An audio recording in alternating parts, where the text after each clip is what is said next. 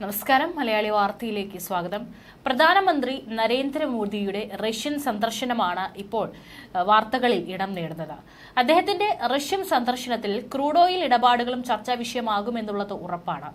റഷ്യയിൽ നിന്ന് ഇന്ത്യയിലേക്ക് ക്രൂഡ് ഓയിൽ എത്തിക്കുന്നതിൽ ദീർഘകാല ക്രമീകരണം ഏർപ്പെടുത്തിയേക്കുമെന്നാണ് റിപ്പോർട്ടുകൾ വ്യക്തമാക്കുന്നത്.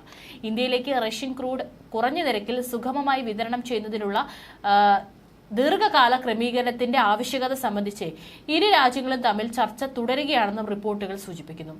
നമ്മൾ റഷ്യൻ ഫെഡറേഷന്റെ ദീർഘകാല പങ്കാളിയാണ്.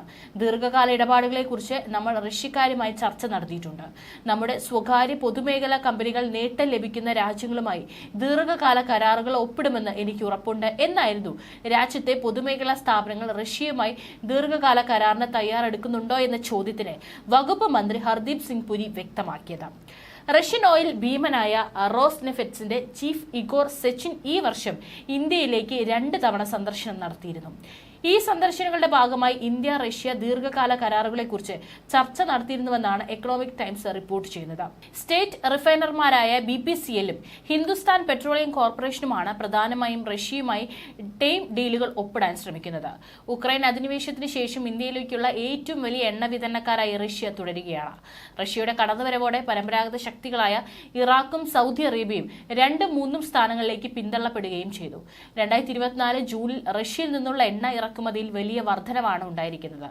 കഴിഞ്ഞ മാസം ഇറക്കുമതി പ്രതിദിനം 1.97 ദശലക്ഷം ബാരലിലെത്തി. 2023 ജൂലൈക്ക് ശേഷമുള്ള ഏറ്റവും ഉയർന്ന നിരക്കാണിത്. ചൈനയിലേക്കുള്ള റഷ്യൻ ക്രൂഡിന്റെ കയറ്റുമതി കുറഞ്ഞതും ഇന്ത്യയിലേക്ക് കൂടുതൽ ബാരൽ എത്താൻ കാരണമായി.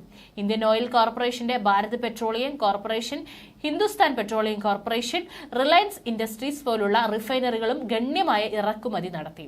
സ്വകാര്യ റിഫൈനർമാരാകെ പ്രതിദിനം 8,71,200 ബാരലാണ് ഇറക്കുമതി ചെയ്തത്. റഷ്യൻ പ്രസിഡന്റ് വ്ളാഡിമിർ പുടിനുമായി മോദി കൂടിക്കാഴ്ച നടത്തുമ്പോൾ ഊർജ്ജ വ്യാപാരവും പ്രധാന അജണ്ടയായിരിക്കും. റഷ്യയിൽ നിന്ന് ക്രൂഡ് ഓയിൽ ഇറക്കുമതി കൂടുതൽ ശക്തമാക്കുകയാണെങ്കിൽ സ്വാഭാവികമായി അത് ഇറാഖിനും സൗദി അറേബ്യയ്ക്കുമായിരിക്കും തിരിച്ചടിയായി മാറുക.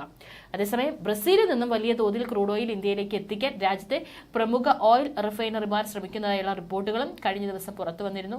ഇന്ത്യൻ ഓയിൽ കോർപ്പറേഷൻ ലിമിറ്റഡും Hindustan petroleum corporation limited, Bharat petroleum corporation limited എന്നിവ ദീർഘകാല ക്രൂഡ് ഓയിൽ വിതരണ കരാറുകൾ ഉറപ്പാക്കാൻ ബ്രസീലിയൻ ഊർജ്ജ കമ്പനിയുമായി പെട്രോളിയ ബ്രസീലിയറോ ASമായി ചർച്ച നടത്തുകയാണെന്നും വാർത്തകൾ പുറത്തു വന്നിട്ടുണ്ടായിരുന്നു. ഊർജ്ജ സ്രോതസ്സുകൾ വൈവിധ്യവൽക്കരിക്കാനുള്ള ഇന്ത്യയുടെ വിപുലമായ തന്ത്രത്തിന്റെ ഭാഗമാണ് ഈ നീക്കം. IOCL, HPCL, BPCL എന്നിവയുടെ ഉദ്യോഗസ്ഥർ ഏപ്രിലിൽ ബ്രസീൽ സന്ദർശിച്ച് പെട്രോബ്രാസുമായി ഇത് സംബന്ധിച്ച് ചർച്ച നടത്തിയിട്ടുണ്ട്.